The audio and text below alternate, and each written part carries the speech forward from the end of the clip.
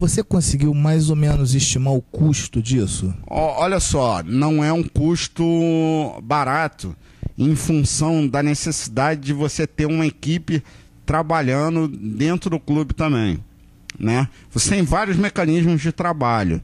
Nós chegamos a fazer uma reunião com a Macroplan, mas eles ainda não enviaram a proposta. Então eu não tenho como te dizer objetivamente. Mas eu ainda tenho esperança dessa contratação. Estamos falando de milhões? Não, olha só, eu acho que não chega tanto.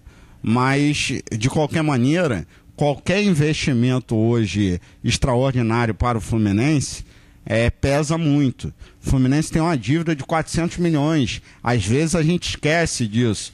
Então, nós até que vivemos de uma maneira muito, vamos dizer assim, muito boa para quem tem uma dívida como essa, né? Eu costumo... Temos uma Ferrari na garagem. Mas não adianta a gente ter uma Ferrari na garagem e... O aluguel está atrasado. Isso, entendeu? E então as dificuldades são muitas dificuldades. Não adianta a gente também tentar trabalhar dentro de uma realidade inexistente. Aliás, nós só chegamos à dívida que nós chegamos porque administrações passadas viveram num mundo de maravilhas, né? E o papel do dirigente não é um papel do torcedor, é diferente. O torcedor, aliás, um parêntese, até porque esse assunto é interessante, vale também um debate no Tricolor que pode incentivar esse tipo de debate. Eu vejo muita gente criticando a torcida do Fluminense. Para mim, a torcida do Fluminense é maravilhosa. Entendeu? Primeiro que ela faz parte do contexto do próprio Fluminense. E tudo ligado ao Fluminense, eu sou apaixonado. E ela tem todo o direito, sim. Ela não deve brigar, não deve ir para violência, mas ela tem todo o direito de vaiar quando o jogador jogar mal, sim. Ela não só tem o direito, como deve fazer isso. O Fluminense é grande por causa disso. O Fluminense é o que é, não é porque o dirigente tal ou o dirigente tal passou por lá. O Fluminense é o que é. Porque é um clube de massa. Porque é um clube de massa. Porque é um clube que levanta paixões. Ademar, eu queria que a gente... Desculpa, mas quando a questão do teu tempo, principalmente. Eu mudei um pouco o assunto, porque esse é um assunto também apaixonante. Eu queria levar agora para uma outra questão que eu acho importantíssima, porque você ocupa uma pasta que essencialmente está orientada para o futuro. Ou seja, que é o planejamento estratégico, né? Ou seja, o planejamento estratégico, você pensa numa situação complexa e como você vai desenvolver dentro de algum prazo, né? Enfim, soluções de futuro. E a gente tem essa questão, você acabou tocando e acabou chamando minha atenção para isso, essa questão da dívida. Então tem dois fatores que quando eu tento, particularmente, quando eu tento olhar o Fluminense no futuro, eu tento projetar o Fluminense no futuro, me deixa bastante preocupado. Uma delas é a questão da dívida, né? E a outra é a questão da Unimed, as duas juntas, então faz um caldo aí mais complicado. Queria que você, olha só, planejamento estratégico, trabalhasse essa questão. No próprio seminário, o Glauco, que foi o representante da Macroplan, colocou essa situação muito, muito bem no seminário. O fato de você ter uma dívida de 400 milhões não inviabiliza um planejamento. Pelo contrário, até para apagar incêndio, há necessidade de um planejamento. E quando você não faz esse planejamento, a tendência é que os incêndios se proliferem. Então, é mais importante ainda tendo em vista a dívida. É óbvio que você tem que planejar diante de cenários diferenciados, né? Diante do tempo, diante de uma série de aspectos que levem em conta a sua realidade.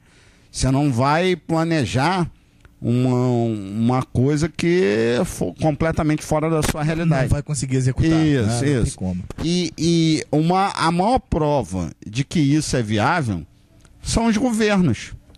O próprio representante da Macroplan, essa é uma das maiores empresas de planejamento estratégico do Brasil.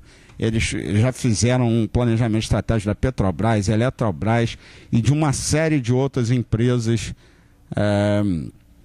pelo Brasil, inclusive de governos. E ele citou no evento até o exemplo do governo de Minas Gerais, né, onde eles fizeram um planejamento a médio e longo prazo e conseguiram evoluir. E a ideia é essa, a ideia é que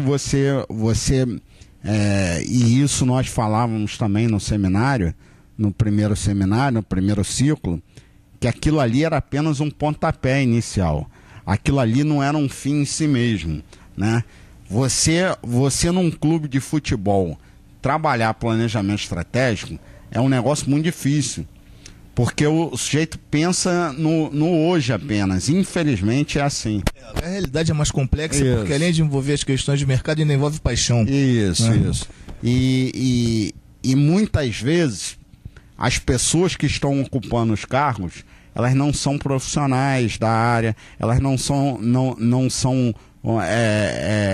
elas estão ali por uma conjuntura política, por uma série de fatores. E isso às vezes atrapalha, na maioria das vezes atrapalha. Então há necessidade de se evoluir nesse processo e verificar exemplos positivos. Copiar o que é bom, não há problema nenhum. O problema é quando a gente começa a copiar o que há de ruim.